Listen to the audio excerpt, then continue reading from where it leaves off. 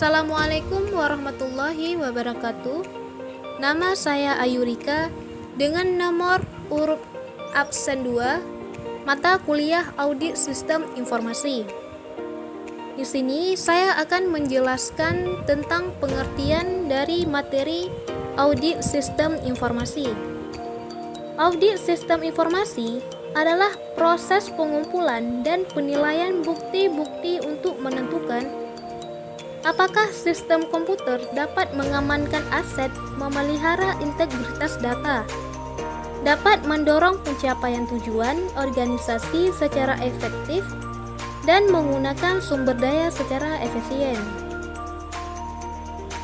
Tahapan audit sistem informasi yaitu ada 5. Yang pertama, perencanaan audit. Yang kedua, pengujian pengendalian. Yang ketiga, pengujian transaksi. Yang keempat, pengujian keseimbangan atau keseluruhan hasil. Perencanaan merupakan fase pertama dari kegiatan audit bagi auditor eksternal.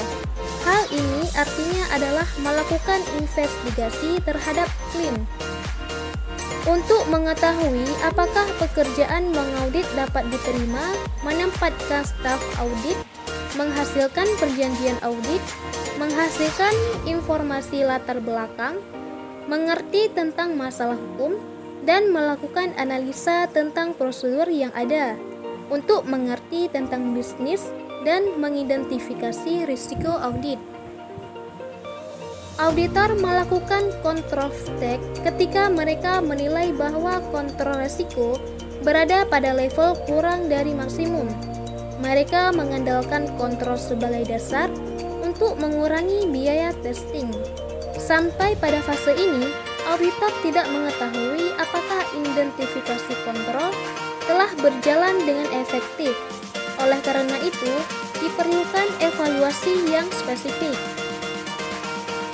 Auditor menggunakan stek terhadap transaksi untuk mengevaluasi apakah kesalahan atau proses yang tidak biasa terjadi pada transaksi yang mengakibatkan kesalahan pencatatan material pada laporan keuangan. Tes transaksi ini termasuk menelusuri jurnal dari sumber dokumen, memeriksa file, dan mengecek keakuratan. Tujuan audit sistem informasi ini secara garis besar ada 4 tahap. Yang pertama, pengamanan aset. Yang kedua, menjaga integritas data. Yang ketiga, efektivitas sistem. Dan yang keempat, efisiensi sistem. Integritas data adalah salah satu konsep dasar sistem informasi. Data memiliki atribut-atribut tertentu seperti kelengkapan, kebenaran, dan keakuratan. Jika integritas data tidak terpelihara, maka suatu perusahaan tidak akan lagi memiliki hasil atau laporan yang benar. Bahkan, perusahaan dapat menderita kerugian.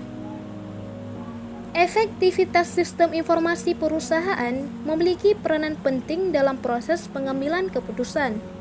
Sistem informasi dapat dikatakan efektif bila sistem informasi tersebut telah sesuai dengan kebutuhan user.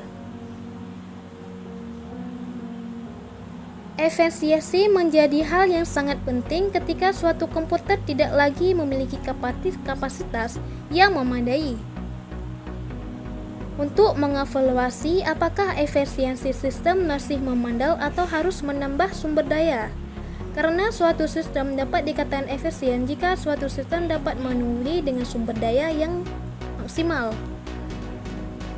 Demikian penjelasan dari materi audit sistem informasi. Terima kasih. Wassalamualaikum warahmatullahi wabarakatuh.